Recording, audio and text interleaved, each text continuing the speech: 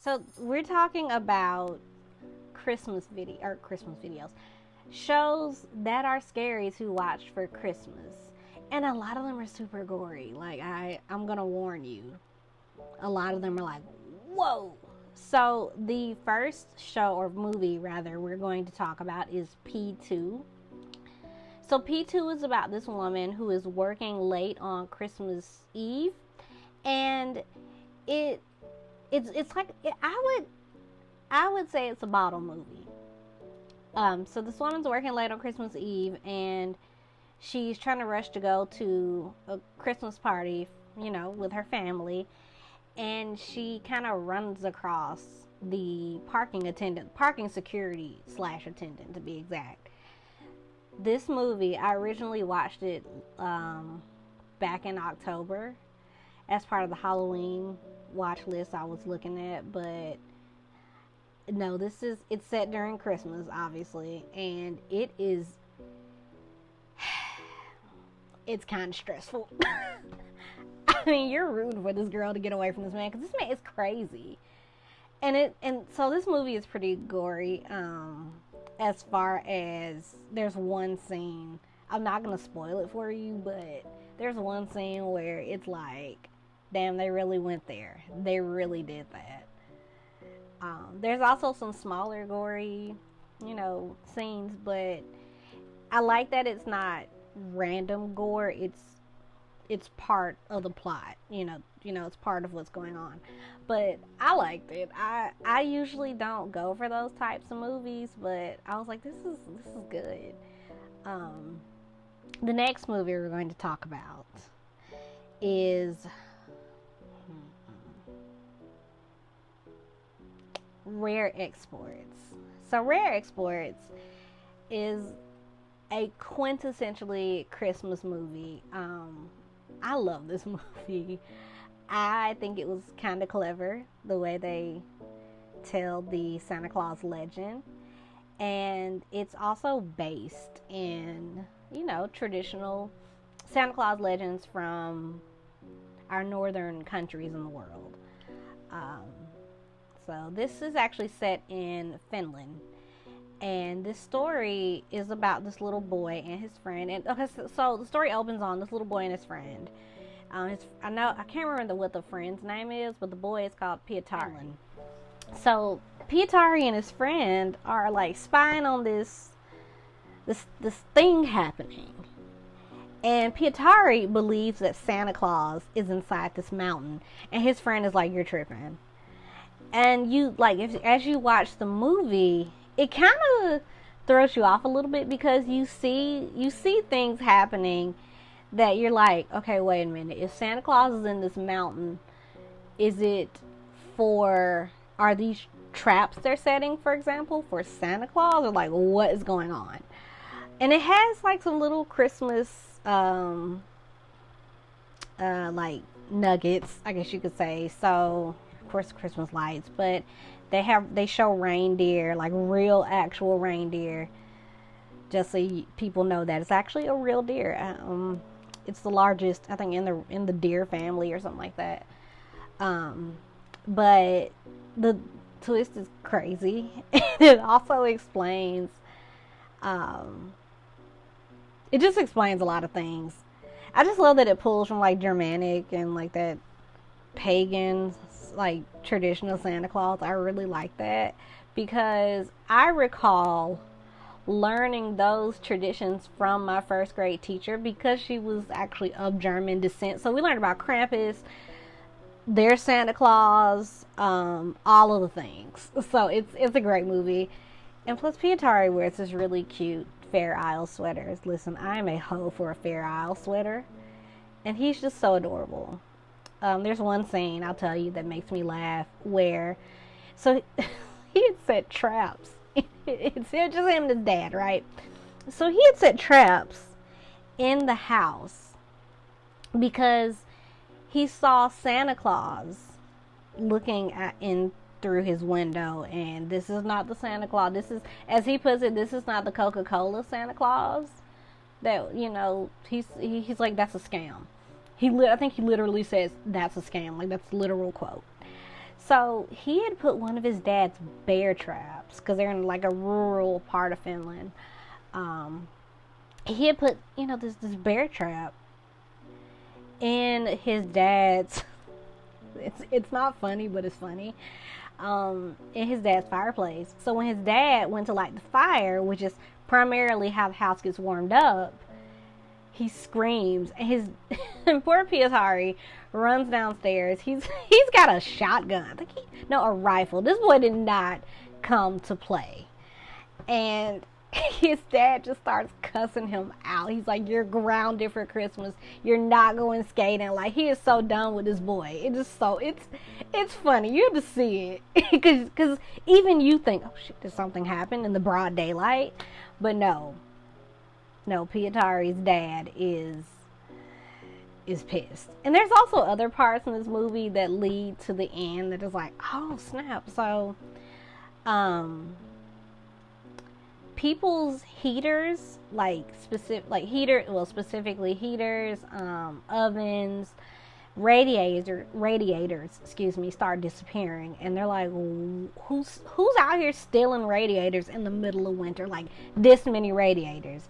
And you'll figure out why. It's so clever, to me at least. I love it, because I've never seen this movie as a whole. I saw it on a review on YouTube, but I've never sat down and watched it until a couple of nights ago. So, let's see. Anatomy Park, the Rick and Morty episode.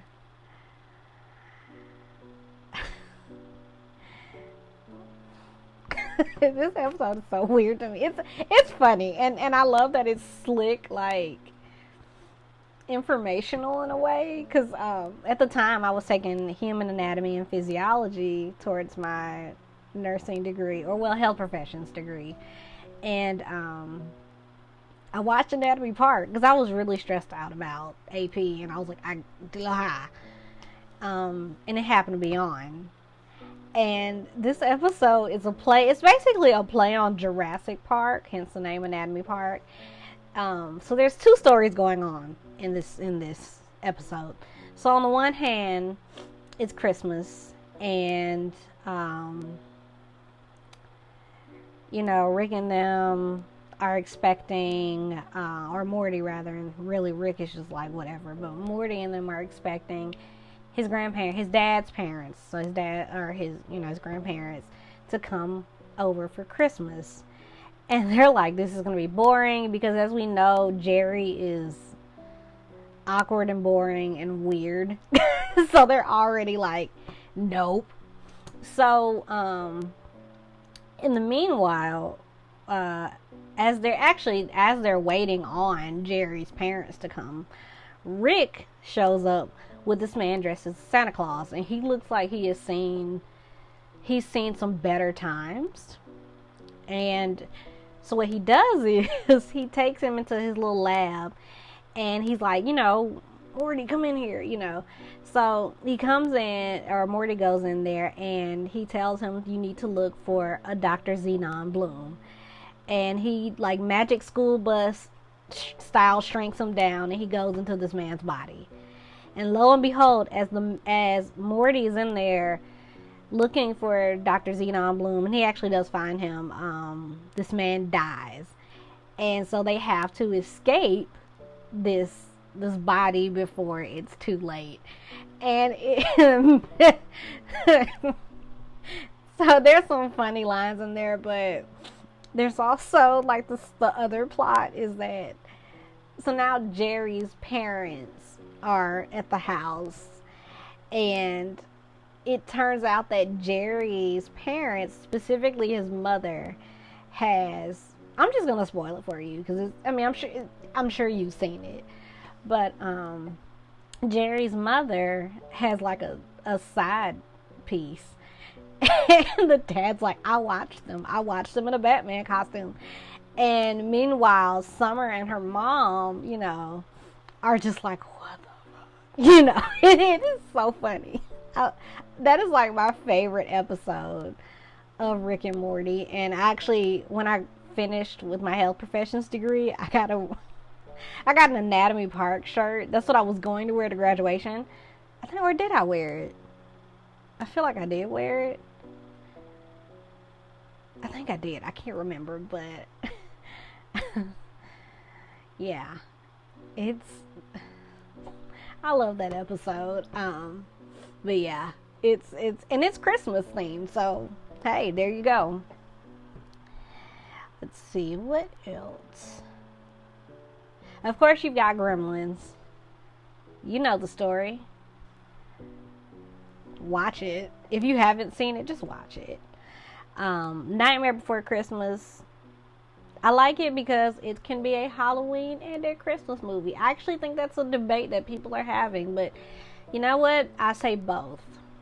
It's good for both. I'm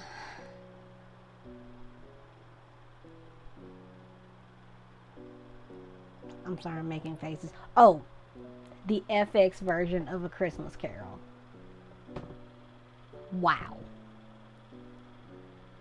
This movie, you could say it's a movie slash, like, it's a miniseries, really.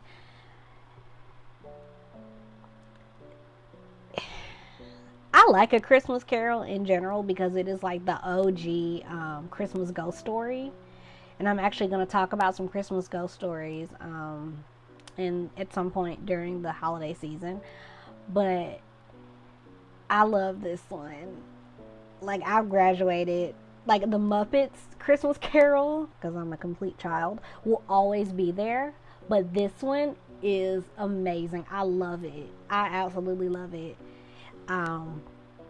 Seems like everybody's in it. Like, that's in, like, British television. Everybody's in it. What can I say about this? I love that they give Mother Cratchit. I love that they give Mrs. Cratchit a whole, like, story as to why she's like Ebenezer Scrooge. Like, she has a reason for disliking him. And it also is very gritty and, like, realistic as far as the 1800s in England at that time. Like, honestly, I believe it is written or it's filmed and, like, performed the way that Charles Dickens probably intended. Because, you know, it's the other ones, they always get dark with the Marley Brothers and the very end with the Ghost of Christmas Yet to Come. But it's like they took the Marley Brothers scene and the Christmas Yet to Come scene and was like, apply it to all of it. And it's great. It's really good. Yeah, I'll watch it. Since it came out, I watch it every year. And it's always on, like, Christmas Eve. Sometimes I watch it before Christmas Eve. Like, first of this month, I'm already on it if I can find it. But yeah.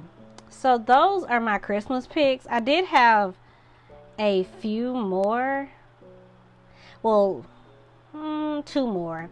One was Inside, but I don't know, that might hit too close to home for a few people, and it's super gory. Actually, the same actress that's in P2 is in Inside. But yeah, I kind of, you know what I'll say, if you want to, it is set during Christmas, but if you want to watch that movie, by all means do it. If you don't, that's okay. There's more stuff on there. Krampus, I honestly have not seen Krampus. That's kind of why I was on this list, but I added it to this list because we all don't know the Krampus tradition or who Krampus is, but I put it on there because I just remember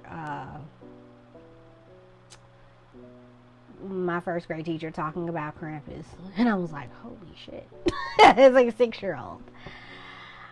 And there's also, I think American Dad has a sort of scary Christmas episode, and I'll Google it for you and then put it in the lower third so you can watch it and enjoy.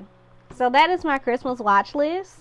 Of course, you have your classics that are funny, that are, positive, that are funny. And if you have your own Christmas things, by all means watch those as well, but these are just my suggestions. And as far as reading suggestions, I have a list on YouTube that I might share or try to share, because I don't want to do that, to my YouTube channel. One I just listened to while putting on my makeup was The Judge's House. And if you remember Wishbone and that version of The Judge's House, it didn't end like that, sis. It did not end like the Wishbone version. No, not at all. Damn, the British do not play when they want to scare you.